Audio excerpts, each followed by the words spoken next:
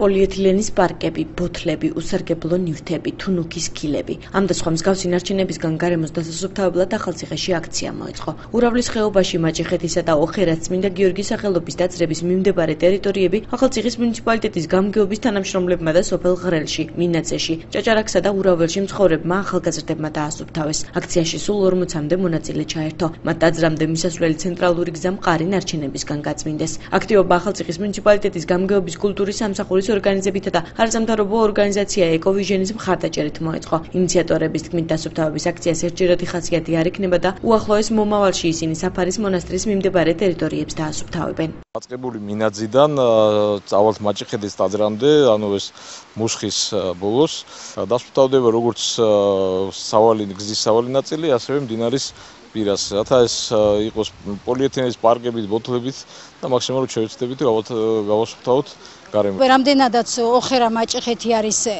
ერთი კუთხის ზონა, ამიტომ გადავწყვიტეთ ამ ხარის ახალგაზრდები მოვიხმაროთ ამ საქმეში და ამიტომ ღრელი, მინაძე, ჭაჭარაქის, ურავლის, მუსხისა და ხეოთის ბავშვები ახალგაზრდები მიიღებენ ამ აქციაში მონაწილეობას. შემდგომში დაგეგმილი გვაქვს სხვა მხარეზე სხვა ეკლესია მონასტრები და იქ უკვე სხვა იმ ხარის იმ კუთხის ახალგაზრდებს დავეხმართ და მოვაწყობთ ისევ კიდევ დასუფთავების აქციას.